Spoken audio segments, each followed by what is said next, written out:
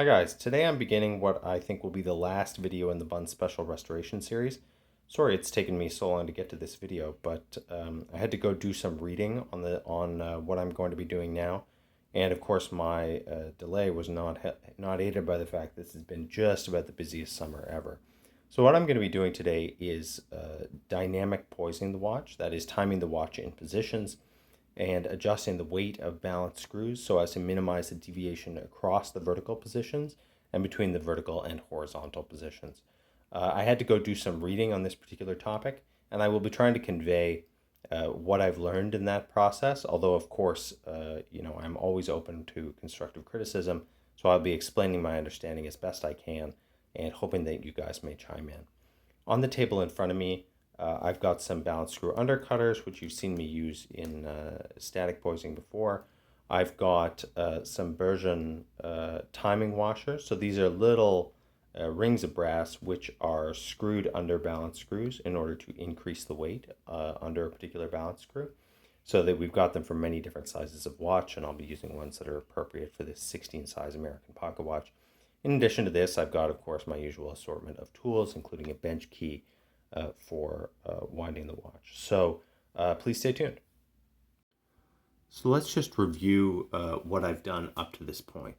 First of all, I did a bunch of repairs. I changed the balance staff, I replaced the impulse jewel, I trued the wheel, the balance wheel and the flat.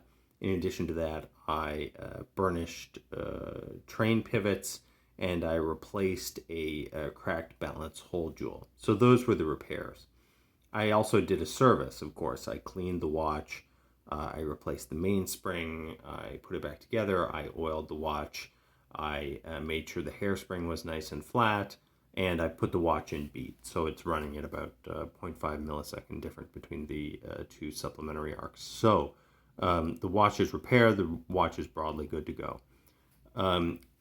In addition to that, to prepare the watch for the process of adjustment, I've done two things. One is I have centered the regulator arm here. So just as a mark of professionalism and to give yourself room to make final small adjustments at the end of the dynamic poising process, you want the arm to start out at the center of its range. And the second thing is I have quote unquote reset the mean time screws on the balance. So higher grade watches have screws that are screwed in and out to adjust the mean rate of timekeeping, i.e. they are not used for positional timing. They're only used to adjust the average rate. And you will typically find these on the ends of the balance arms. So there's one there and there's one directly opposite. Sometimes you'll find 4 mean time screws, so both at the end of the balance arms and then top and bottom, that is 90 degrees to the arm. This watch only has the 2, and you'll recall when I first disassembled the watch, I found that they were really unevenly adjusted. Someone had actually used them to try to poise the balance in the past because they had installed crappy staff with a chunk out of it. So this will totally mess up the process of poising. So what I did to reset them was I screwed them all the way in, and I screwed them out about 1.5 or 2 turns. I can't remember exactly. Same amount on both sides. So the mean time screws are reset, and we're going to leave them where they are from here on out. So I want to talk a little bit about what I've been reading in anticipation of doing this exercise and what I have learned about static poising, dynamic poising, and positional timing. So this is Practical Watch Adjusting by Donald DeCarla. DeCarla is like the English Henry Freed. His texts were standard issue in British watchmaking schools for decades. His most famous is Practical Watch Repairing. I went to Practical Watch Adjusting because I thought it would be particularly useful in this context. It wasn't actually, but I thought it would be. So general notes on DeCarla: a guy who clearly knows what he's talking about, but a guy who cannot write. I mean, really, he cannot write clear sentences. It has a really didactic feel to it.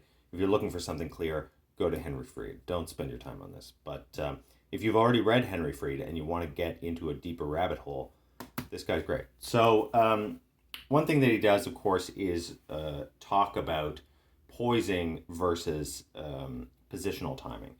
Typically, and this is my understanding, when we're talking about poising, we're talking about balance wheel poising. So when we're talking about static poising, we're talking about adjusting the weight on the balance wheel screws so that the poise of the balance will not have an undue influence on positional timing. So I've demonstrated this on the channel before. We take the balance out of the watch, we take the hairspring off the balance, we use a poising tool, and we add or remove weight from the balance in order to make sure that the center of mass is at the center of the wheel and not out towards the rim of the balance at any one point. So that's static poising. Now let's talk about timing, positional timing. So he has a big chapter on positional timing, and one of the reasons I chose this book was I thought, for sure, this will lead to a discussion of dynamic poising, i.e., adjustment of balance wheel screws with the balance in the watch. Well, it's after timing it in positions. This, but this isn't what this chapter is about.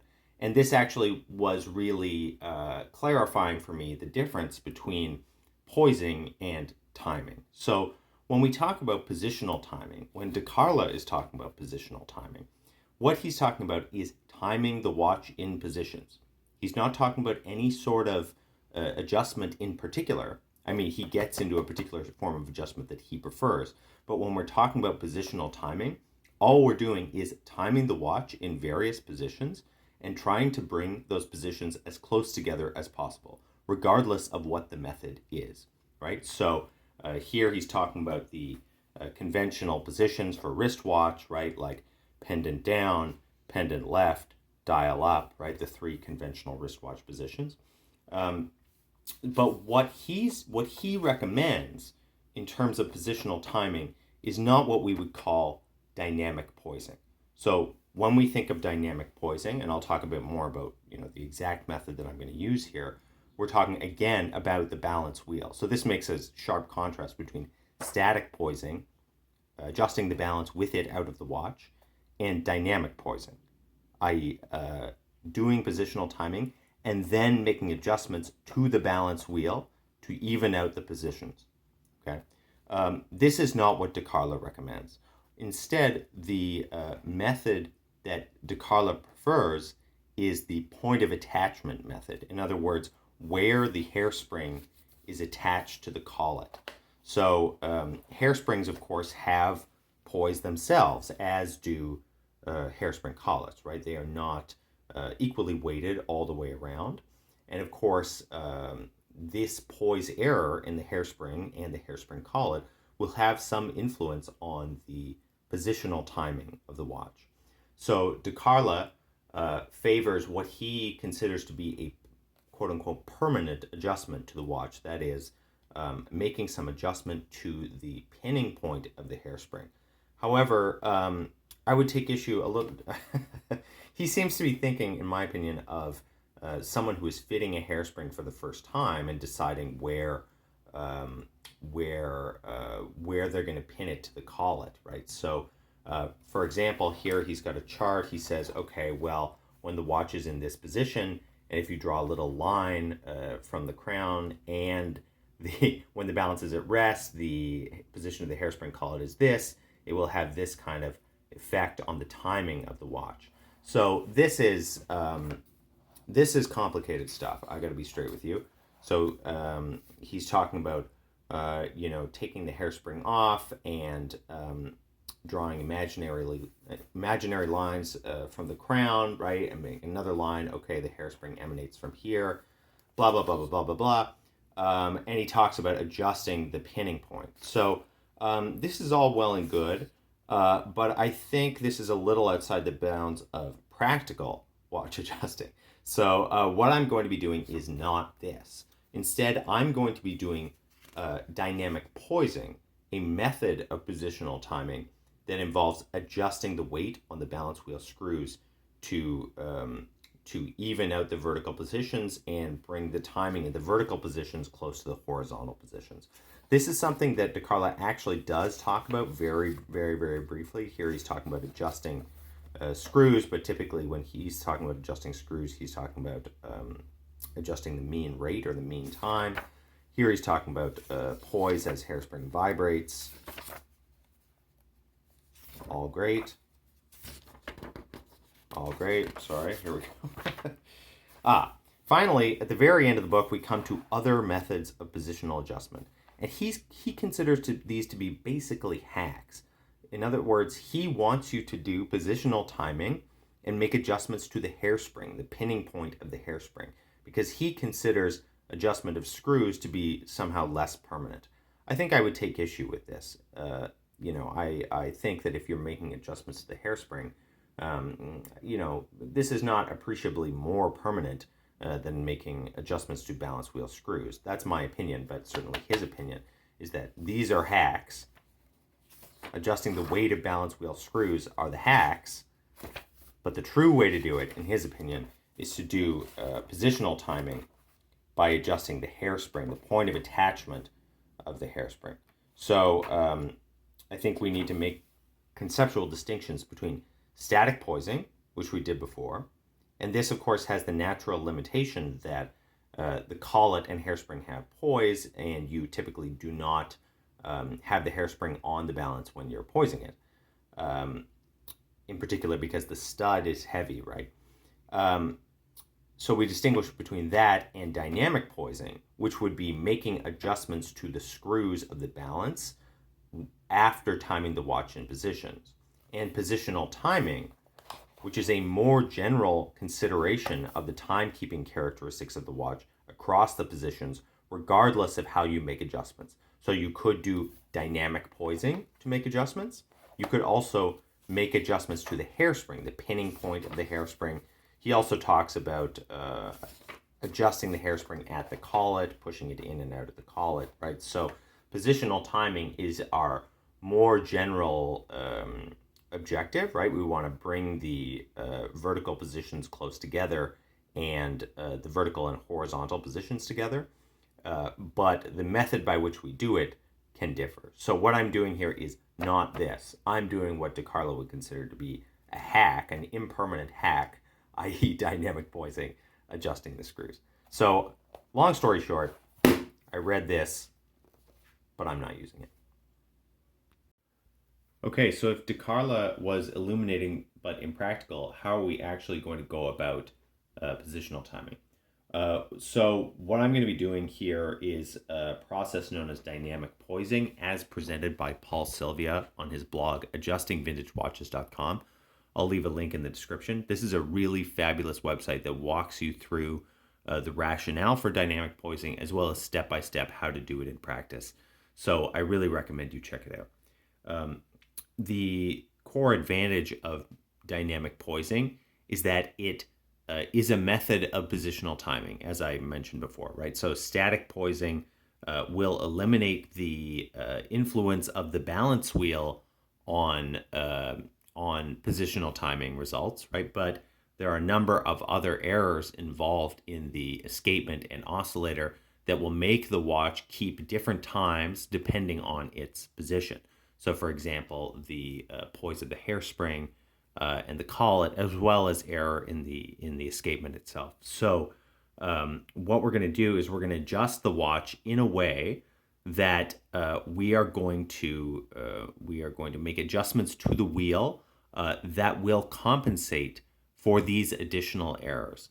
So, what we're going to do is run the watch at low amplitude, which will magnify poise errors, positional timing deviations, right?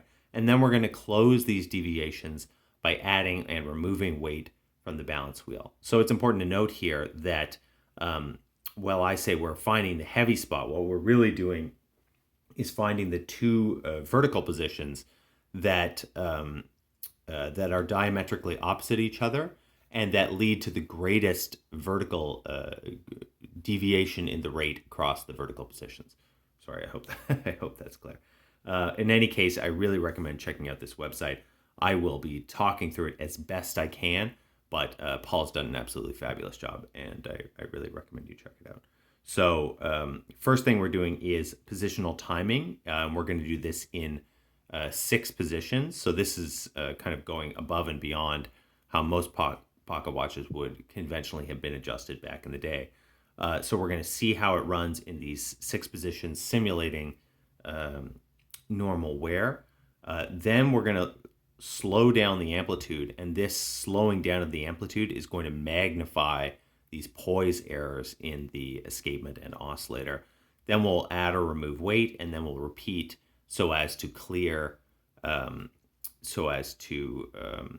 bring the vertical rates as close together as possible.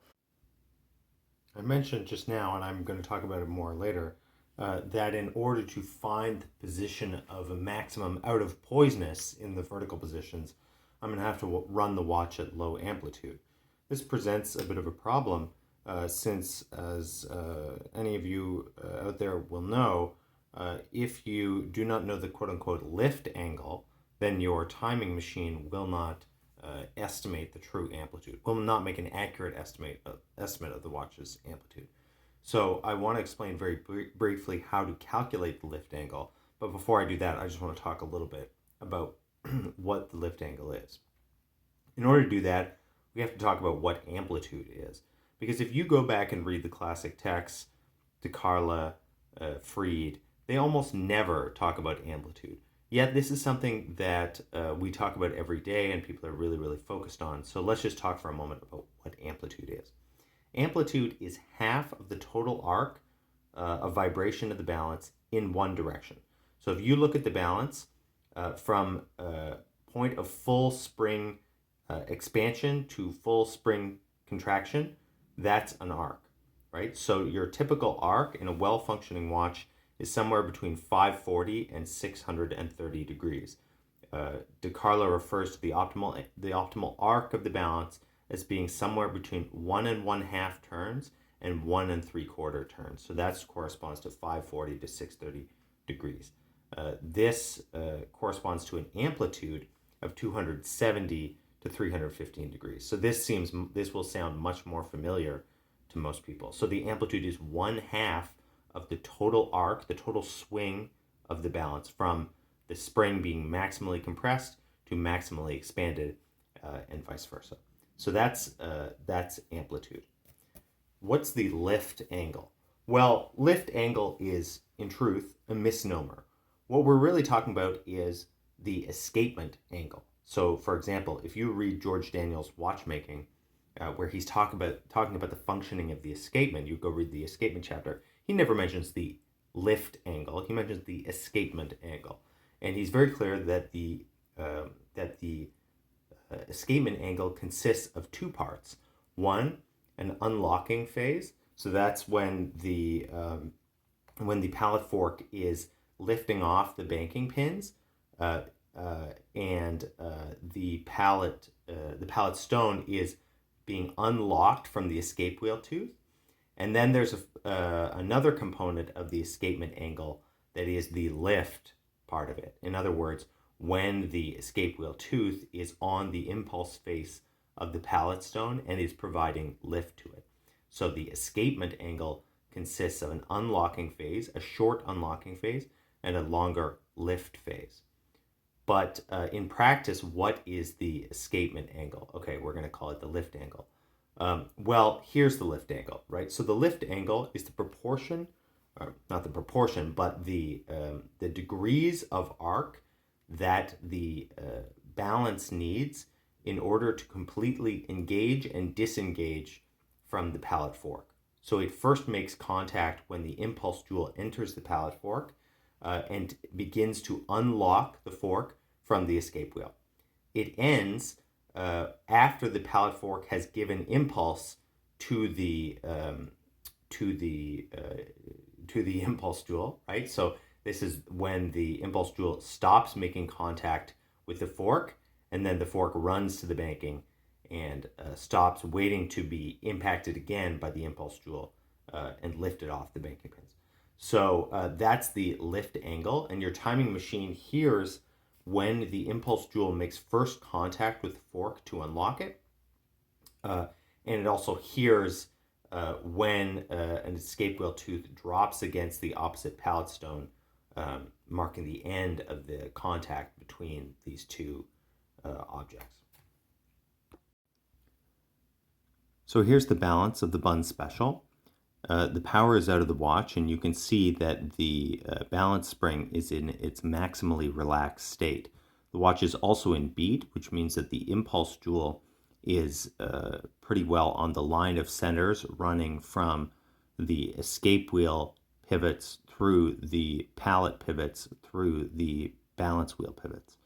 So what we're going to do in order to calculate the lift angle is we are going to make a visual approximation of some amplitude that is easy to see visually. So I'm going to do 180 degrees. You could do whatever you want. You could do 90 degrees. You could do 270 degrees.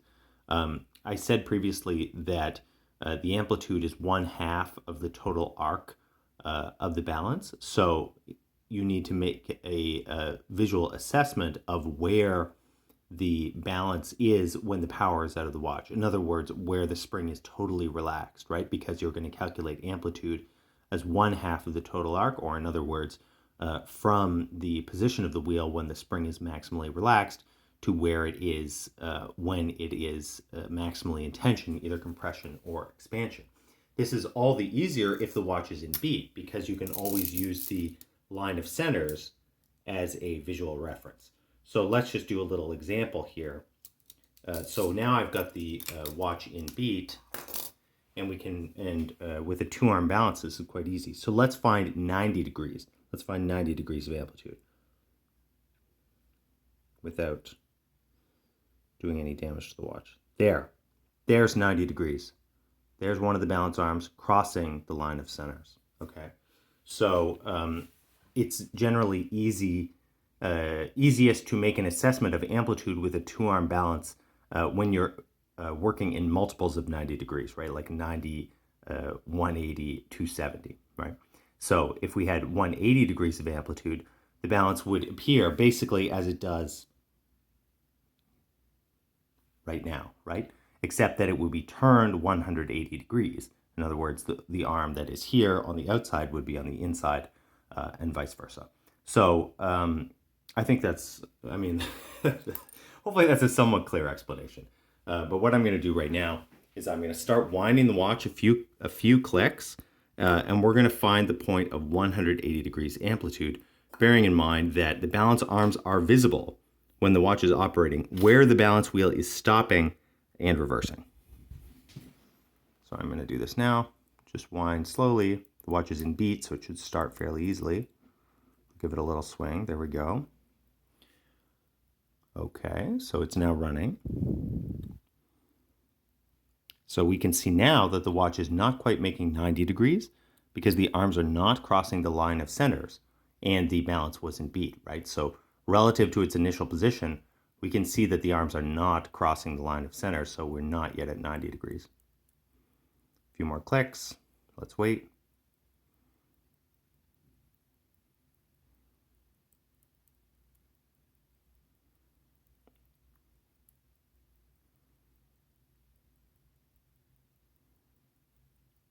We're getting close to 90 degrees.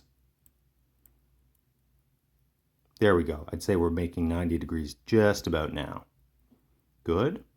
So what I'm going to try to do is I'm going to try to get to 180, and then we'll go about calculating the lift angle.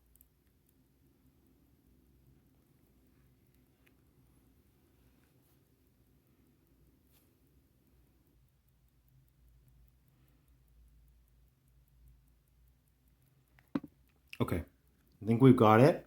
We're doing about 180 degrees. I can see where the balance arms are stopping. I'm not sure how easy this is going to be able to see on camera, but I can see that the balance is stopping, that the arms are reappearing as the balance changes directions about at the same point they started at, okay?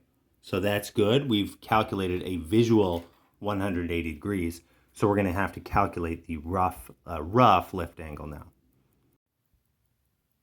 Okay, so here's the watch on the timing machine. I'm just keeping it in the movement holder. So we can see right now, without me adjusting the lift angle, just at the standard default lift angle with my timing machine is calculating an amplitude of 234 degrees. So we know from our visual estimation of the amplitude that this is a big overestimate. So I'm going to have to adjust the default lift angle on the timing machine. So I just know from experience that I'm going to have to adjust it down So I'm going to do that and we'll come back in a moment. Okay, so at 41.5 degrees, the machine estimates the amplitude of the watch at about 180 degrees. So obviously you're not going to get this super precise. You are doing a visual inspection and just trying to adjust the lift angle on the machine accordingly, but you should at least be able to ballpark it with this, right? Your amplitude might be within 10 degrees, not out of whack by something like 35 or 40 degrees. So I hope this is helpful, and this is, in any case, just a necessary first step before we go do our positional timing and dynamic poising.